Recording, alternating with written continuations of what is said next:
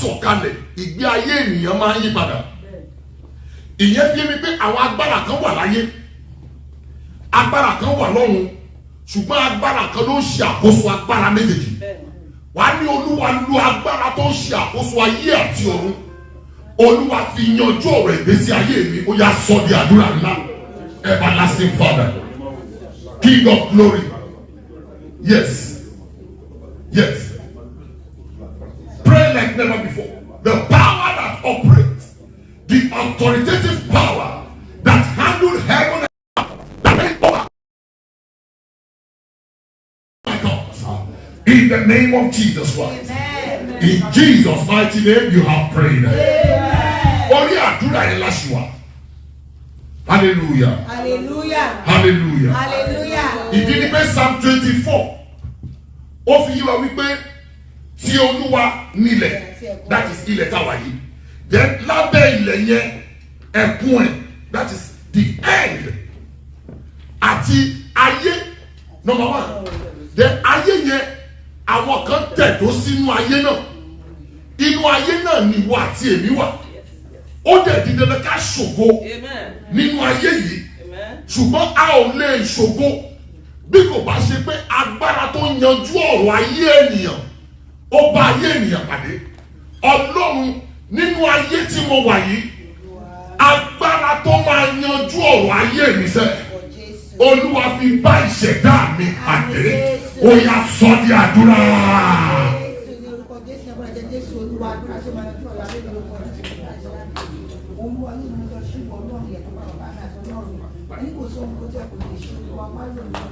I want you to pray earnestly in this planet Earth that you sojourn, the power that you need to transform your life and give your life a meaning. Ask right now and the Lord shall do it. In Jesus' mighty name you have prayed. Lórí kókó àdúrà rẹ̀ la wà. A rí ìyá tó bí ọmọ mẹ́wàá.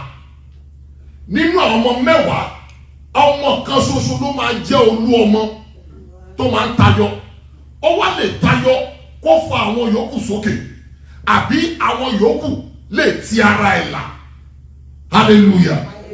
A dẹ̀ rí ìyá tó bí ọmọ márùn-ún tó jẹ́ pé nínú àwọn ọmọ márùn-ún agbára káká la fi rí kan tó yanjú. Lórí kíni? Torí làkáká àti làásìgbò ilé ayé ogun ni. Ọ̀rọ̀ ni wá sọ wípé ìwọ mọ̀ Olúwa nínú ìtànṣẹ́ ìwà ògo rẹ̀. Mo fẹ́ kó sọ fún Ọlọ́run ọdún agbára tó ń faniyọ láàrin ẹbí sókè, agbára tó ń fani sókè láàrin ọmọ ìyá ọmọ bàbá. Ọlọ́run òun ni kò lò fi yọ orí mi sókè. Ó ní ẹ gbé orí yín sókè, ẹ̀yin ẹnu ọ̀nà ká jùmọ̀ gbé yín sókè, ẹ̀yin ilẹ̀kùn ayérayé. Sọ fún Ọlọ́run agbára ìgbélórí sókè. Hallelujah. Agbára ìgbélórí sókè. Joseph sọ wípé kíyèsí èmi láàlá, àlá rere ló lá, ṣùgbọ́n ẹbí dìde sí wípé àlá tó láyé kì í ṣe lójú ẹ̀mí wa. Ṣùgbọ́n nígbà tí àkókò tó, Ọlọ́run gbé orí Joseph sókè ní ilẹ̀ àjòjì. Ilẹ̀ àjòjì tí ìwọ náà wà yìí, sọ fún Ọlọ́run Olúwa gbé orí mi sókè. Mi ò mọ̀ bóyá ọ̀rọ̀ àdúrà ìgbà, mi ò mọ̀ bóyá àwọn sọ̀rọ̀, mi ò mọ̀ bóyá àṣẹ ọ̀rọ̀ tí ẹnu rẹ jáde. Yes. Wọ́n àdúrà ni wọ́n gbà ní Ṣílò. Ṣílò ló jẹ́ ká mọ̀ pé lẹ́yìn àjọ̀dún wọ́n máa ń ṣe àríyá. Bí ò bá gba àdúrà, àkókò àti ṣàríyá ò lè sí fún ọ torí wípé inú ogun láyé. Yes, I want you now to tell God the Lord should single you out for honor and lift up your head for divine elevation. Elevation with divine prosperity. Elevation that has no contradiction. Elevation that has no committee. Elevation that has no protocol or due process. That is what I want you to ask from God. And we go deep in His word. In the name of Jesus, come on. Pray rapidly. Gbàdúrà pẹ̀lú ọwọ́ agbára àṣẹ ọ̀rọ̀ ńlá. Yes. In Jesus' mighty name you have prayed. Amen. Now, a sì wà lórí àdúrà yẹn níbi kì í ṣe ní last point then ká lọ nínú ọ̀rọ̀ Ọlọ́run. Ṣé mọ̀ pé à ń rìn gbára rìn gbòòrò nínú ayé, that is we walk through and through in this planet earth. Àmórí olówó, àmórí olóṣì, àkàṣà àárín ni. Ṣùgbọ́n mo fẹ́ kó gbàdúrà yìí that you are in the land of opportunity does not mean you be opportuned. Pé èèyàn wà ní ilẹ̀ olókìkí, ilẹ̀ tó ń ṣàfùwà àti fòye, ìyẹn kò kan dandan pé kí ìwọ tó wà bẹ́ẹ̀ jìfà inú ẹ̀. Ṣùgbọ́n àdúrà kan ni mo fẹ́ kó gbà kó tó jòkó ká tó sọ̀rọ̀. Ọlọ́run nínú ìrìn àjò mi láyé, ṣẹ́gbọ́n nínú ìrìn àjò mi láyé, ibo ni mo gbà kọjá tí nǹkan tó ń lògó bọ́ sọ̀rọ̀ lọ́wọ́ mi. Ibo ni mo gbà kọjá tí nǹkan tó ń lògó ohun tá a fẹ́ sọ ni agbára tó ń ṣe àkóso ayé. Òun láti gbára wa níyànjú ní àárọ̀. Ṣùgbọ́n Ọlọ́run níbo ni mo gbà kọjá tí nǹkan ológo bọ́ sọ̀rọ̀ láì mọ̀ lọ́wọ́ mi tó wá di ohun tí mo wá ń tiraka tí mo ń làgàgà ní wákàtí àdúrà yìí. Ọlọ́run dá padà pẹ̀lú ọwọ́ agbára àṣẹ ńlá. It's a wonderful prayer section. Lord, where have I passed through? Or where did I pass through? Ignorantly or unknowingly, that something valuable is being taken off from me. Because what we will be dealing with is the power that operates in this world. Lord, restore it back to me. Dáwọ́ padà fún mi pẹ̀lú agbára àṣẹ ńlá. Ògo ni fọ́lọ́run lókè ọ̀run. Jésù Kristi Olúwa wa. Bàbá gbé ọ̀gá yìí lógo. A fi ọpẹ́ fún nítorí pé ẹ̀yin gbọ́ àdúrà. Ẹ̀yin nìkan ṣoṣo ni ọba tí ń ṣe ohun tẹ́nìkan ò lè ṣe. Agbára ń bẹ ní ọwọ́ yín. Ìjọba ń bẹ ní èjìká yín. Ní àárọ̀ kùtùkùtù yìí, a wá pàdé yín ní Ṣílò tiwa. Níbi tí àdúrà ti ń gbà, níbi tí Ọlọ́run ti ń fi ara hàn, ní òní orúkọ Jésù yá fi ara rẹ̀ hàn wá. Kí ẹ̀bí àti àdúrà wa kó kan ilẹ̀kùn ìtẹ́, kó wọ wájú ìtẹ́ wa, ká ní ìdáhùn rere ayọ̀, a ó padà pẹ̀lú àlàáfíà. Jésù Kristi Olúwa wa. Àmín, àmín, àmín lórúkọ Jésù. Hallelujah kan tó lágbára. Glory to God. Láàárín ìṣẹ́jú méjì sí mẹ́ta ẹ jẹ́ ká jókòó. A gbé Ọlọ́run alààyè ga, a ti gbé oṣù October, a ti gbé ní dé ìdajì, a ti wá bẹ̀rẹ̀ ìpele tó parí ẹ̀. Mo gbà ní àdúrà wípé ìpele tó parí October yìí o ò ní fi po òrèrè ẹkún. Mo ní orúkọ Jésù Kristi o ò ní fi pa òrèrè ẹkún. Kí ló tí mo fẹ́ ká gbé yẹ̀wò láàárọ̀ àdúrà la máa tún àdúrà gbà bóyá 3 prayer points lẹ́yìn ìgbà tí mo bá parí ọ̀rọ̀ yìí. Mo fẹ́ pe àkíyèsí wa wípé èèyàn wà ayé sì ń bẹ. Hallelujah. Èèyàn wà ayé sì ń bẹ. Mo wo ìwé orí wa sọ pé ayé sì ń bẹ ní ilẹ̀ ọ̀dà àgùntàn, a space ní ilẹ̀ ọ̀dà àgùntàn. Èèyàn wà ayé sì ń bẹ. Ta lè yàn, ta láyé.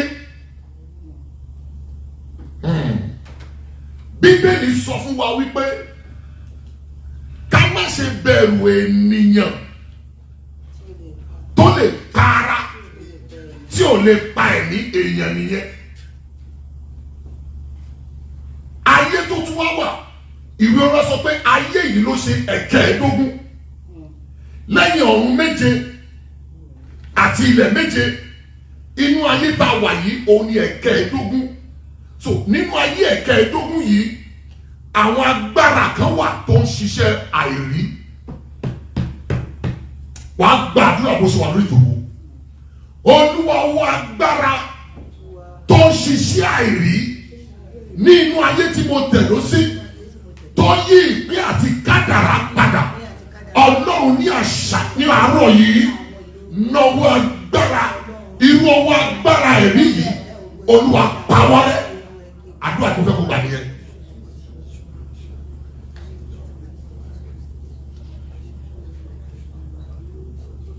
Jésù Kristi Olúwa wa. Mo sọ pé èèyàn wà, ayé sì ṣe kí ni? Ayé ń bẹ. Ìtumọ̀ rẹ̀ ni wípé èèyàn á tó sáà kan èèyàn ò ní sí mọ́, ṣùgbọ́n ayé dẹ̀rẹ̀ ayé á máa bẹ ni. It's a continuous process. Àwa èèyàn tá a wà nínú ayé yìí á pààrọ̀ wa bí aṣọ ni Bíbélì sọ fún mi. So èyàn ní pé ẹ̀rà kan máa lọ, ẹ̀rà kan máa wá. Àwọn tó lọ yẹn èèyàn ni wọ́n, èèyàn tán on their own. But torí pé ayé ṣì wà, àwọn èèyàn yìí ń bẹ nínú ayé. Ṣùgbọ́n àwọn agbára kan ló ń ṣe àkóso nínú ayé yìí. Hallelujah. Mo rántí orin táwọn sùn lè rí kan pé kí a tó bí àwọn òkè ńlá ẹnìkan ti wà, òun náà ni Jésù Kristi. Ó ní ká tó dá àwọn ọ̀gbun, ó lóun ti wà, òun wà pẹ̀lú bàbá, òun lòun ṣiṣẹ́. Now kó tó di pé Ọlọ́run sọ wípé ẹ wá, ẹ jẹ́ ká dá ènìyàn, ayé kan bẹ, ayé kan ti wà, and we call it the ageless earth. Ayé tí kò ní ìbẹ̀rẹ̀, ayé tí kò lópin, tẹ́nìkan ò mọ̀ bó ṣe bẹ̀rẹ̀, dídá rẹ̀ kan kò yí ẹnikẹ́ni. Ọlọ́run wá sọ wípé ayé tá a wà yìí, ó yẹ kí nǹkan dáadáa lè ti bẹ̀ jáde. Ó ní Genesis chapter 1 látẹnu Mósè, ó ní àtìkọ́ṣe Ọlọ́run dá, ó dá kí ni? Ó dá ọ̀run àti ayé. Ayé ṣòfò ó sì wà ní túùtù, kò ní ìtumọ̀. Ayé yẹn ò ní ìtumọ̀ nígbà yẹn. Ayé tí a wá wà yìí tó wá ní ìtumọ̀, àwa ẹ̀dá tó wà nínú ayé la bà iṣẹ́ Ọlọ́run jẹ́ àti ayé náà. Nínú ayé yìí làwọn kan ti gba agbára oṣó, nínú ayé làwọn kan ti gba agbára àjẹ́, nínú ayé làwọn kan ti jẹ́ ẹlẹ́bọ àti olóògùn, nínú ayé náà ni àwọn kan ti jẹ́ adáhunṣe, nínú ayé làwọn kan ti jẹ́ oníṣègùn. Hallelujah. Ṣèpá ayé kan náà lájọ gbé, inú ayé kan náà yìí náà ni, abẹ́ ọ̀run yìí kan náà ni, orí ilẹ̀ yìí kan náà ni. Òjò tó rọ̀ sórí ìkà ló rọ̀ sórí ẹni tí olótìtọ́. Òjò tó ń rọ̀ sórí aṣebi náà ló rọ̀ sórí ẹni tí ò ṣebi. Inú ayé yìí náà nítorí pé ayé ń bẹ. Gẹ́gẹ́ bí òwe àwọn Yorùbá, wọ́n ní àgùntàn ló máa sọ pé ayé ń bẹ, ayé ń bẹ. Hallelujah. Àwọn òwò là ń pè ní ayé. Abájọ tí Yorùbá ti máa pa ọ̀kan ní àwọn ìyá ayé, àtàwọn kan ìyá ayé. Àwọn tẹ́kílẹ̀ pé mà oríkì wọn amọ̀ òkùnkùn ṣèkà. Àwọn abániwá ọ̀ràn téèyàn ò rí dá. Àwọn agbógun ti ní jòkó ti ní. Àwọn aṣeni tún máa bá ní dárò. Àwọn tá máa ṣe ẹ́ tí wọ́n pé àwọn látún máa jú ebi tí wàá tún máa rìn sí. Má wọ́n rí, ó sì kẹ́kẹ́ tíra yìí bí òun ló dẹ̀ wá di ọ̀rọ̀ ẹ. Hallelujah. Ayé wà. Agbára kan ló wà nínú ayé tó ṣàkóso. Àwọn kan ló dẹ̀ ń lò fún ohun tí a sọ yìí. Ìṣẹ̀lẹ̀ kan ṣe láàrin ìránṣẹ́bìnrin kan, ó lọ́mọ méjì, ó kó ni. Ọlọ́run wá gbé olùrànlọ́wọ́ kan dìde fún un. Ìyẹn wá ní wá, ó kó ni ẹ́, bí bá ń fún ẹlẹ́ja lójoojúmọ́ kò lè tó nǹkan. Mo lè wà lónìí kó jẹ́ pé lọ́la kì í má sí mọ́. Ṣùgbọ́n ní bẹ́ẹ̀ sì ni wípé jẹ́ kí n dá ẹ lóko òwò ní ilẹ̀ yín, kí ló mọ̀ kó lè fowó ṣe. Ìránṣẹ́bìnrin yẹn dẹ̀ sọ, ìránṣẹ́kùnrin yìí fún lówó, owó tó tówó pé kó máa fi ṣòwò. Hallelujah. Pé kó máa fi ṣòwò. Ìránṣẹ́bìnrin yẹn dẹ̀ ṣòwò, ó bẹ̀rẹ̀ ní oṣù kìíní. Oye tí ìránṣẹ́kùnrin yẹn fi fún ×2 ìránṣẹ́ yẹn rí gẹ́gẹ́ bí èrè lóṣù kìíní. Àwọn ló dẹ̀ pé o mọ̀ òwò ìjẹ́ lọ́wọ́ dáadáa, ó ní kó kọ̀tínì. Ìgbà tó máa di oṣù kejì, bákan náà àníkún tún wọ owó yẹn. Ọkùnrin máa wọ pé ó dẹ̀ pé ajé ni ẹ o mọṣẹ́ ìṣe dáadáa.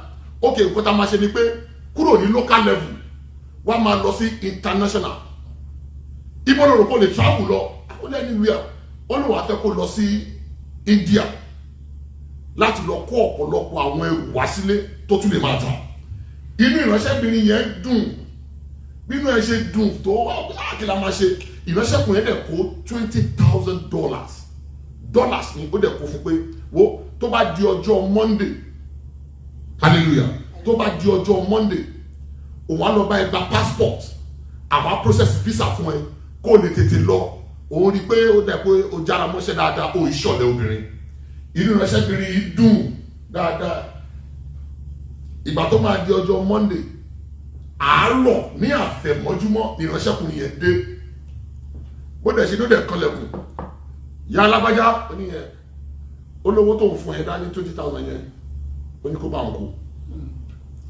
òun rò bó lè ṣòwò yẹn mọ́ òun ò bá ṣe bísínẹ́sì mọ́ pé kó bá wọn kó owó yẹn òun nílò owó kíákíá tó ìránṣẹ́bìnrin yẹn ò dẹ̀ fọwọ́ kan owó yẹn bí tó kó ṣe package everything ó dẹ̀ lọ gbé fún ìránṣẹ́ yẹn ọkùnrin dẹ̀ bá ó dẹ̀ tán bá ó dẹ̀ bá tiẹ̀ lọ láì sọ ọ̀rọ̀ kankan àti ìdí tó fi gba owó ó dẹ̀ lọ.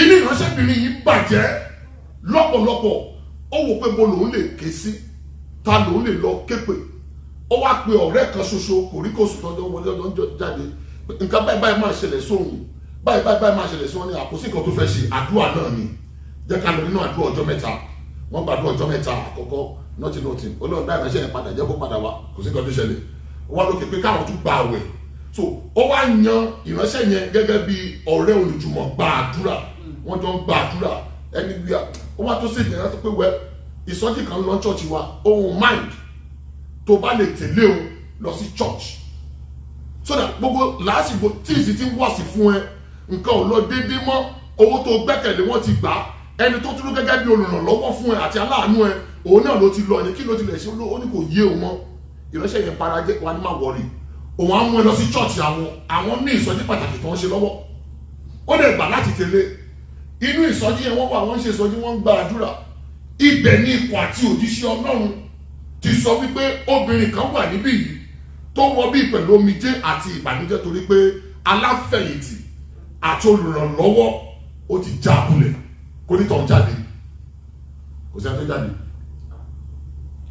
ìránṣẹ́ tí sọ̀rọ̀ lọ ó ní òun fún onítọ̀hún ní ìṣẹ́jú 5 torí pé a gba iṣẹ́ ṣe ó ló ti dé sọ̀rọ̀ ọ̀rọ̀ ayé ẹ̀ ìránṣẹ́ yẹn bá jáde ó bá ní òun nìyí ìránṣẹ́ wọ́n ní òun yẹn ìránṣẹ́ yẹn sọ débi pé ó dárúkọ ẹni tó fẹ́ ràn lọ́wọ́ ó ní wọ́n ní ọkùnrin kan ṣe ìlérí àti ìrànlọ́wọ́ ó ní bẹ́ẹ̀ ni ó ní ìgbà tó dé ìkórìtà ìrànlọ́wọ́ yẹn ó yí ẹ̀yìn padà sí ẹ ó ní bẹ́ẹ̀ ni ó ní owó tó fẹ́ láti fi ṣòwò ó ní ó gbà padà ó ní bẹ́ẹ̀ ni ó wá bèèrè lọ́wọ́ níta ló gbé ẹ wá síbi báwo ló ṣe gbọ́ nípa program yìí ó wá ní ọ̀rẹ́ òun ló gbé òun wá ó ní ọ̀rẹ́ náà dà sọ wà ní oníyẹn oníkó jáde bó náà ṣe jáde ó kí ọ̀rẹ́ náà dáadáa bó ṣe wọn ló gbé wá àpò màṣẹ ó ní dúpẹ́ lọ́wọ́ ọ̀rẹ́ yìí tó gbé wá ó bá tún kúnlẹ̀ wá tún dúpẹ́ lọ́wọ́ ẹ̀ pé ọ̀rẹ́ mi ẹ ṣe wo ìránṣẹ́ náà máa sọ pé náà a fẹ́ gbàdúrà tó ní pé àgbàdúrà ó dẹ̀ kọjú sí ọ̀rẹ́ tó gbé wáyé pé ìwọ ọ̀rẹ́ wáì tó fi ń ṣe ìránṣẹ́ bí ẹni tó ń ṣe é gangan ló tún gbé wá síbi wọ́n á bẹ̀rẹ̀ lọ́wọ́ pé why are you responsible for our predicament ó ní ẹ̀sìn speak sọ̀rọ̀ ó ní kó jọ kó dáríjì òun yẹn ní kí ló dáríjì òun báwo kò yé òun ìránṣẹ́ Ọlọ́run ni ọmọ ayé tó bá yá ó wá lóun fún ní ìṣẹ́jú 5 tí ò bá sọ ìdí tó fi ṣe ayé ìránṣẹ́bìnrin bó ṣe rí òun ṣe ó dẹ̀ tún gbà ìránṣẹ́bìnrin tí owó bàjẹ́ mọ́ lọ́wọ́ sọ pé prayer party náà òun ni ọ̀rẹ́ òun tímọ́tímọ́ kòríkòsùn ni pé kódà ìgbà tí kìíní ẹ̀ ṣẹlẹ̀ sọ òun ló lọ sọ fún un ló wá ní please forgive me pé òun ni pé òun jealous kí ló ṣe òun ló padà lọ bá ìránṣẹ́kùnrin yẹn pé ọ̀rẹ́ òun tó fẹ́ ràn lọ́wọ́ ó sọ pé tóun bá ti travel báyìí òun ò tún padà mọ́ tówó ẹ̀ ò lè rí mọ́ òun tó bí ìránṣẹ́kùnrin yẹn nínú nìyẹn tó wá padà pé pákó gbogbo mi ìránṣẹ́bìnrin yẹn fẹ́ jà ọ́ ní kò sáfàní jíjà fún ẹ máa dúpẹ́ pé àṣírí yìí tú pé ìránṣẹ́ tó rí yìí èèyàn dáadáa ni ó ní ṣùgbọ́n ẹ̀mí kan ló wọnú ẹ̀ ló gbé inú ẹ̀ láti ṣe ohun tó ṣe fún yín. bẹ́ẹ̀ ṣùgbọ́n àwọn fún ìránṣẹ́kùnrin yẹn lọ́jọ́ mẹ́ta tí ìránṣẹ́kùnrin yẹn ò bá padà wá láti wá kọ́ntínú oore pé Ọlọ́run sọ wípé òun á gbé ìrànlọ́wọ́ dìde ní ìlọ́po mẹ́wàá ohun tí ìránṣẹ́kùnrin yẹn pé ìránṣẹ́kùnrin yẹn á padà dìde. hallelujah. wọ́n wá ń béèrè pé wọ́n ní kì í ṣe wọ́ o pé ohun tí Ọlọ́run jogún fún ẹni pé ohunkóhun tó bá dáwọ́lé àṣeyọrí ni but àti lówó ṣe ní problem but ó ní ajé yẹn lára ẹni tó súnmọ́ tó mọ̀ òun ló ń ṣe ó ní ẹ̀mí kan ló wọnú ẹ jẹ́ ká lọ sínú ìwé Éfésù kọ́mọ́ ní ẹ̀kọ́ bóyá àka ọ̀rọ̀ Ọlọ́run Éfésù orí kẹfà ẹ jẹ́ ká bẹ̀rẹ̀ láti ẹsẹ̀ 12 ó sọ fún báyìí wípé ó ní kì í ṣe ẹ̀jẹ̀ tàbí ẹran ara tó wà lára ènìyàn. Ephesians chapter 6 from verse 12. Ephesians 6:12. Now, so ti yé ma èèyàn tí mo ní èèyàn wà nítorí pé ayé sì ń bẹ sẹ́ni èèyàn tí mo sọ yìí òun ló ní omi àti ẹ̀jẹ̀ lára. Bíbélì sọ pé àwọn kọ́ là ń bájà ó ní ṣùgbọ́n àwọn aláṣẹ ibi òkùnkùn kí ló pè mà aláṣẹ ibi òkùnkùn ayé Éfésù orí kẹfà ẹsẹ̀ 12. Yes. Kì í ṣe ẹ̀jẹ̀. Ó ní kì í ṣe èèyàn tó lẹ́jẹ̀ àti omi lára. Tàbí ẹran ara. Tàbí ẹran ara. Là ń bá ja ìjàkadì nínú ayé. Ṣùgbọ́n àwọn ìjòyè. Ó ní àwọn ìjòyè. Ṣé àmọ́ àwọn tí ìjòyè jẹ́? Ṣé mọ̀ pé nínú ìdajì ìjọba àwọn ìjòyè náà lẹ́nu bẹ̀? Ó ní àwọn ìjòyè. Yes ma. Àwọn ọlọ́lá. Àwọn tó tún wá lọ́lá. Ṣé mọ̀ pé ọlọ́lá láàrin ìlú àrà tó bá wù ló lè fi ọlá ẹ̀dá. Àwọn tó máa ń fọlá jiyàn. Yes ma. Àwọn aláṣẹ ibi òkùnkùn ayé yìí. Ẹ kí ló pé ó ní ayé yìí aláṣẹ ibi òkùnkùn so ìyẹn mi pé ayé tí a wà yìí àwọn kan ní àṣẹ lórí ẹ̀. Ìdí àti ìtumọ̀ ẹ̀ ni pé tí a bá wọnú ìwé Revelation chapter 12 or so yes chapter 12 verse 6 or is it verse 6 or downward ẹ̀dá 13 ó ní nítorí pé èṣù tọ̀ yín wá nínú ìbínú ńlá ó ní ègbé ni fún ayé àbí. nítorí náà ẹ máa yọ̀ ẹ̀yin ọ̀run àti ẹ̀yin tí ń gbé inú wọn. ẹ̀yin tí ń gbé inú ọ̀run ègbé ni fún ayé. ẹgbọ́n ó ní sẹ́ni ayé tí ìwọ tẹ̀dó sí yìí wọ́n ní ègbé ni fún nítorí pé àwọn aláṣẹ ibi òkùnkùn àwọn aláṣẹ tó tẹ̀dó tó ní ayé àwọn aláyé àwọn aláyé sẹ́ni àwọn Yorùbá wọn láìpẹ́ wọn dáadáa wọ́n máa ń ní àwọn àgbèrè apálẹ̀ tó dá bàbá aláyé yẹmi pé ó ní agbára kan tó ń control power that speaks ègbé ni fún ayé yìí nítorí kí ni mà. nítorí èṣù sọ̀kalẹ̀ tọ̀ yín wá. ó ní èṣù sọ̀kalẹ̀ tọ̀ yín wá. nínú ìbínú ńlá. nítorí ó mọ̀ pé ìgbà kúkúrú díẹ̀ ṣàlùú ni mọ́mì ẹ parí àwọn aláṣẹ di òkùnkùn ayé yìí. That's why. nítorí pé kì í ṣe ẹ̀jẹ̀ àti ẹran. Ní àwọn abájá ìjàkadì. ṣùgbọ́n àwọn ìjòyè. Àwọn ìjòyè. Àwọn ọlọ́lá. Àwọn aláṣẹ ibi òkùnkùn ayé yìí. Àti àwọn ẹ̀mí búburú ní ojú ọ̀run. Àwọn ẹ̀mí búburú lójú ọ̀run ni wọ́n wà wọ́n sínú ọ̀run o. Tẹ̀lé pọ̀ pé abẹ́ ọ̀run làwa náà dẹ̀ wà. Abẹ́ ọ̀run làwa wà. Àwọn ẹ̀mí búburú ilẹ̀ ojú ọ̀run ni wọ́n ti operate. So they are above. Wọ́n ní agbára lórí ayé. Ohun tó fa àdúrà tí mo kọ́kọ́ lead lákọ̀ọ́kọ́ nìyẹn fún wa láti bá. Ìwé orin wa sọ pé lẹ́yìn ayé búburú yìí ayé ẹkún òun òṣè ibi rere kan wà. Àwọn wo ni aláṣẹ ayé tí a wà yìí? Ẹ lè pe àjẹ́, ẹ lè pe oṣó, ṣùgbọ́n àtàjẹ́ àtòṣó àwọn náà tún wárí fún agbára kan. Oh my God. Àtòṣó àtàjẹ́ àwọn náà tún wárí fún agbára kan. Náà kí náà tó wárí fún ni pé ọkùnrin ló máa ń so mọ́lẹ̀ làwọn fi ń jóṣó.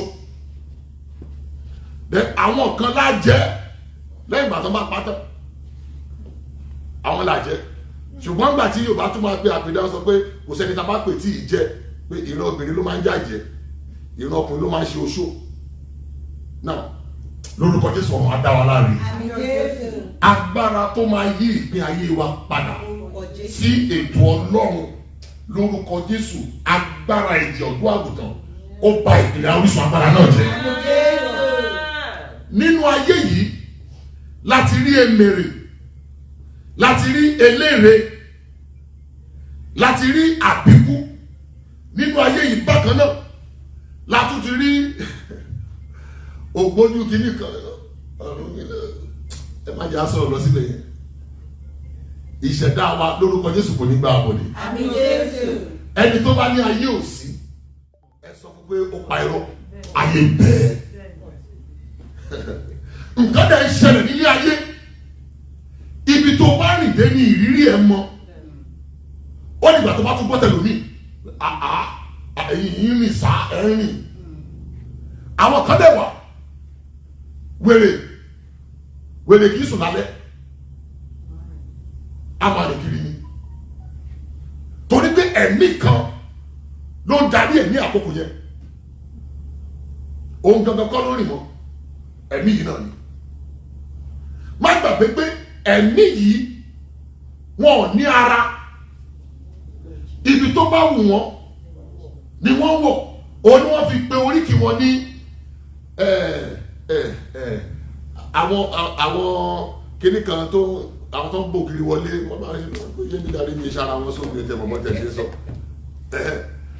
Abánimáwá kíní kan àwọn olókìkí òru ṣàlàṣóló ọ̀gàlàntà kíní kan ajẹ̀fúnjẹ̀dọ̀ àṣẹ kíní kan gbogbo ẹ̀ lórí arúgbó aṣọ má balẹ̀ àwọn ìyá wọn ẹlẹ́wù bàgẹ̀bàgẹ̀ oríṣiríṣi wọ́n ṣàyìn wọn. Ìgbà tó máa parí ẹ̀ wọ́n parí ẹ̀ sórí Ajíbọ́lá ọmọ Ẹdùn, ìyá wọn Ajíbọ́lá ọmọ Ẹdùn. So Ajíbọ́lá yìí kì í ti ṣe ìyàwó tó náà tún jẹ́ ọmọ fẹ́ nìkan. So agbára kan wà tára lè yọ̀ǹda agbára yìí fún òun náà ní Sátánì. Òun ló ṣe àkóso ayé tó ń bẹ. Ọ̀run àpáàdì ò sí lẹ́ni ìwé ayé yìí náà ni ọ̀run àpáàdì wà. Ẹ̀gbọ́n tí Sátánì sọ fún Jésù Kristi. Ó ní wò ó bí ilé ayé ṣe dára tó yìí, ó ní gbogbo ayé yìí ló wà ní èmi la fi fún. Ó declare fún Jésù Kristi. Ó wá ní kò sáyé, ayé bẹ̀. Ó ní tó bá lè forí balẹ̀ fún mi, ó ní gbogbo àwọn kíní ló máa jẹ́ tiẹ̀, mo lágbára lórí ẹ̀. Agbára wo ló ń ṣàkóso lórí ayé mi? Àdúrà kò fẹ́ gbà yẹn lórí ìjòkó. Ọlọ́run agbára wo ló ń ṣe àkóso lórí ayé mi? Kí agbára náà kó máa dòkú. Kó máa dòkú.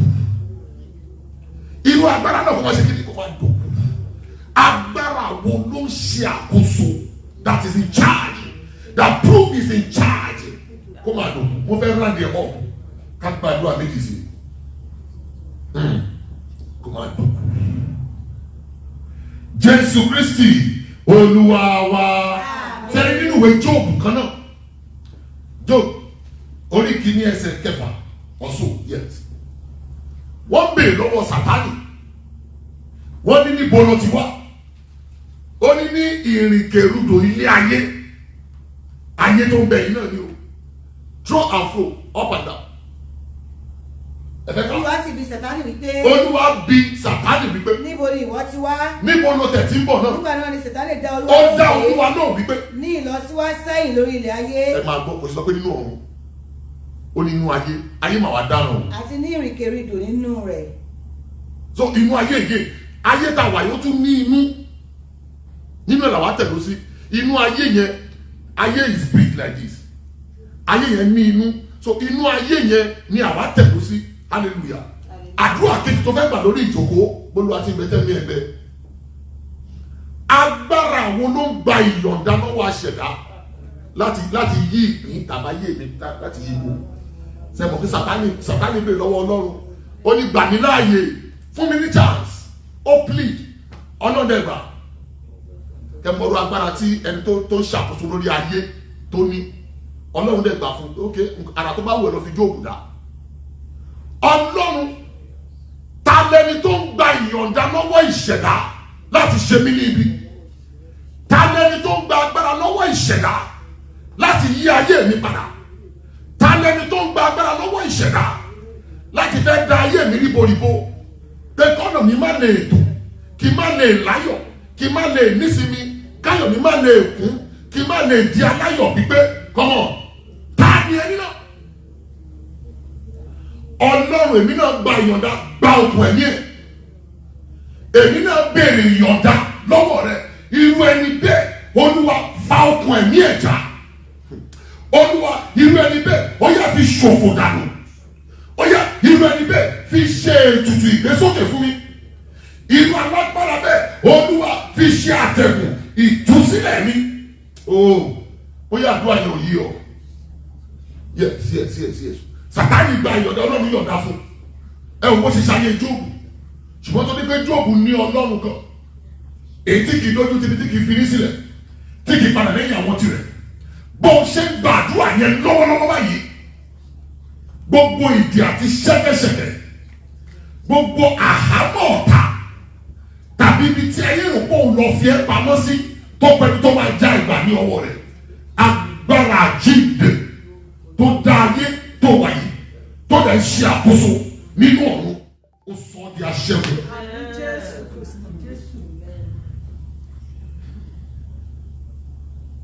Jésù Kristi Olúwa wa.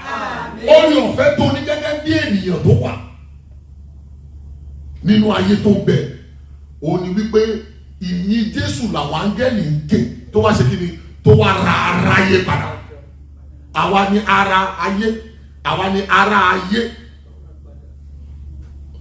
ara àwa yìí ó ní ara ayé tó bẹ yìí ṣùgbọ́n àti rà wá padà. Bíbélì kéde rẹ̀ ó ní ògo ni fún Ọlọ́run lókè ọ̀run àti fún ayé àlàáfíà, ìfẹ́ inú rere Ọlọ́run sí ènìyàn. So ìfẹ́ inú rere Ọlọ́run sí ọ ni pé kò jẹ́ èèyàn nínú ayé tó wà yìí. Ìfẹ́ inú rere Ọlọ́run sí ọ ni wípé you fulfil what he has destined for you. Kò ní ìmúṣẹ nínú ìpín ohun tí a pín fún ọ gẹ́gẹ́ bí àyànmọ́, gẹ́gẹ́ bí kádàrá, gẹ́gẹ́ bí ìpín. Torí ìpín la bá wá sáyé. Pàwá gbàdúrà I'm running up wípé Ọlọ́run níwọ̀n ìgbà tí mo ìwà láàyè nínú ayé tí mo tó bẹ̀ yìí, Ọlọ́run máa jẹ́ Ọlọ́run fún mi lọ. Ohun tá mú mi pẹ̀yìndà wọ inú ayé tàbí ohun tá mú mi pẹ̀yìndà láti máa sáré tó agbára ayé tàbí ohun tá mú mi pẹ̀yìndà láti fẹ́ fi ayé ṣe ìgbẹ́kẹ̀lé. Lóòótọ́ ayé wà, ayé ń bẹ, èèyàn wà, ayé ń bẹ, èèyàn ló ń bẹ ní inú ayé tàbí ní ayé ń bẹ. Ọlọ́run gbogbo ìrìn àjò tí máa gbà ní àdúrà bó sọ̀rọ̀ níjòkó. Gbogbo ìrìn àjò tí màá rìn láyé, mo fi ikú àti àjíǹde rẹ̀ bẹ̀ ọ́. Olúwa máa tọ́ mi, má jẹ́ jì sínú ọ̀fìn ayé. Ayé ló wa ọ̀fìn sílẹ̀ fún ènìyàn.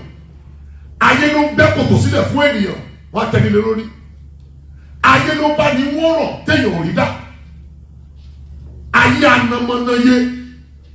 Ọlọ́pọ̀ gbogbo ìrìn àjò mi máa tọ́ mi, máa kọ́ mi, máa fi mí sílẹ̀.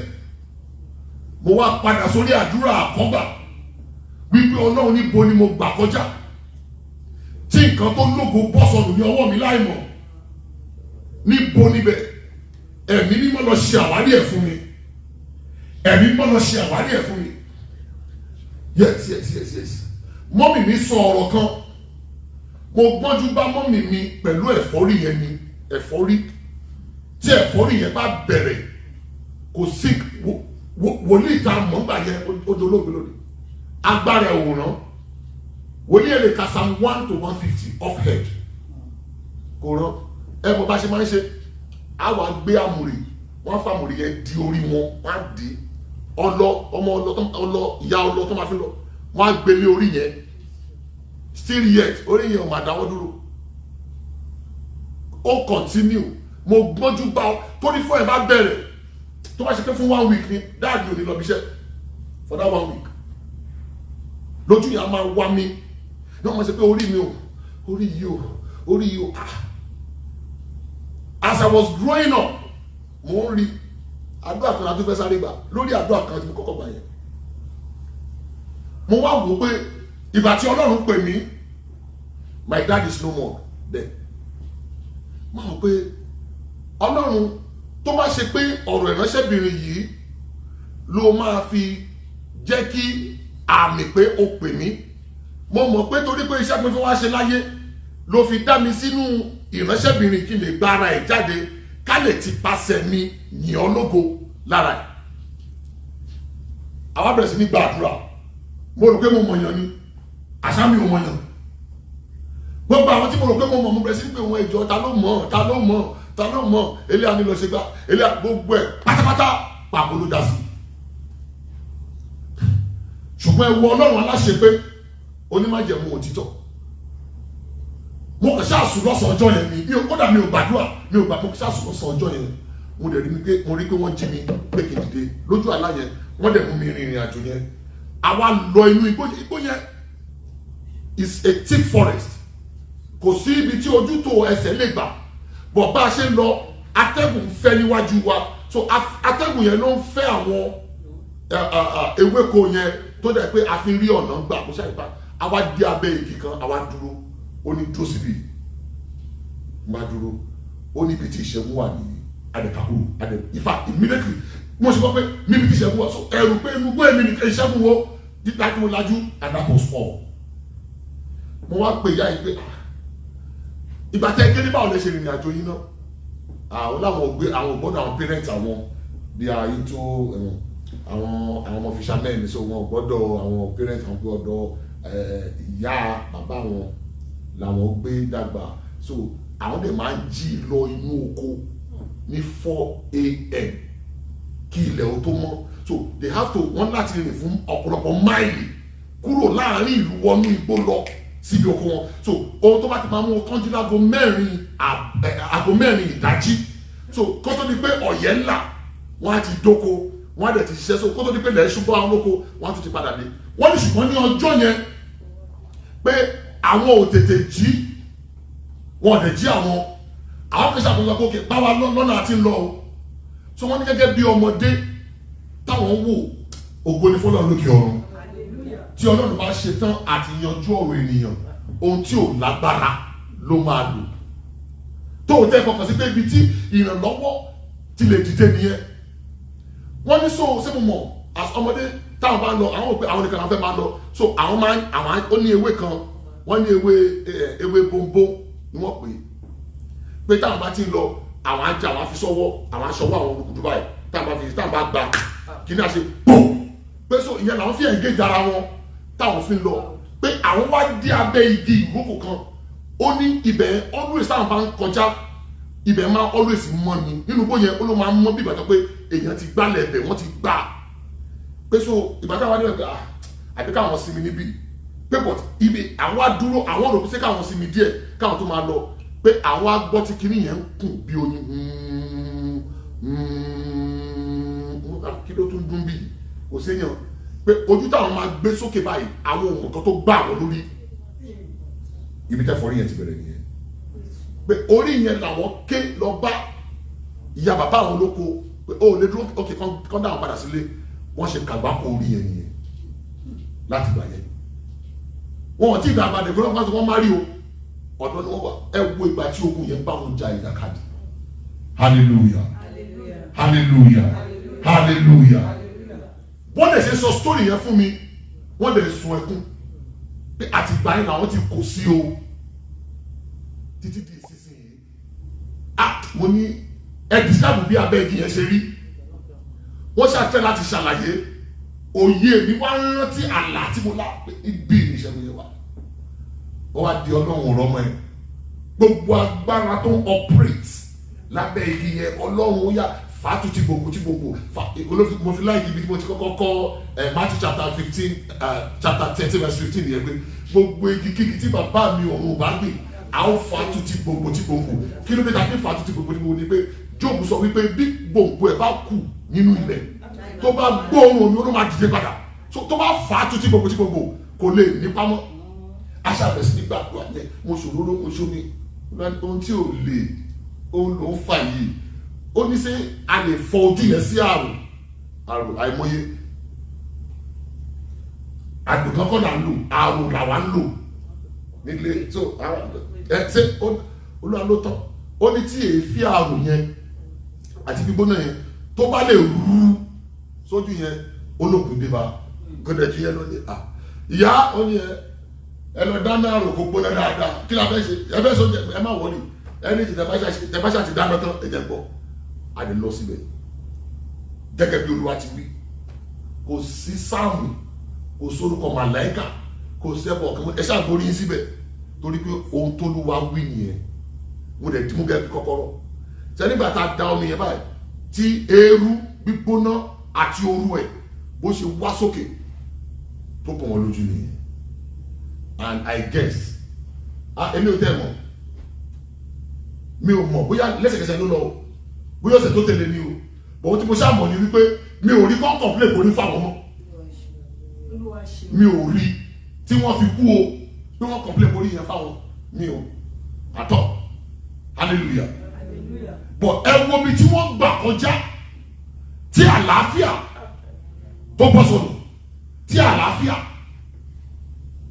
orí ẹni gbàdúrà yẹn ọlọ́run ibo ni mo gbà kọjá tí nǹkan tó lógo tó sọ lọ́wọ́ mi ẹ̀mí mọ́ tọ́ ipasẹ̀ lọ ṣe àwárí ẹ̀ dá padà fún mi ṣe àwárí ẹ̀ dá padà fún mi sọ mi di aṣẹ́gun ògo ni fún ọlọ́run lókè ọ̀run Jésù Kristi olúwa wa bàbá àgbé ọ̀gá yìí ológo adúpẹ́pẹ́ fún wa lórí ọ̀fẹ́ àti wá síwájú yín ní òní kì í ṣe nípa agbára wa ṣùgbọ́n orí ọ̀fẹ́ lẹ́fi fún wa kì í ṣe bí atayọ̀ kì í ṣe bí amọ̀ ṣe ṣùgbọ́n àwa tí ẹ fẹ́ lẹ́ẹ̀pẹ́ ẹ̀dẹ̀ tí yàn wá láti wà lábẹ́ iṣẹ́ ìsìn òní ọwọ́ agbára tó ń ṣiṣẹ́ ògo láyé ènìyàn Olúwa fi bá wa pàdé ọwọ́ agbára èyí tó máa gbá wa ní ọwọ́ mú láti gbé wa sórí èjìká rẹ̀ ká lè rìn la ogun ayé tí a wà yìí já orúkọ Jésù ya na ọwọ́ náà jáde sí wa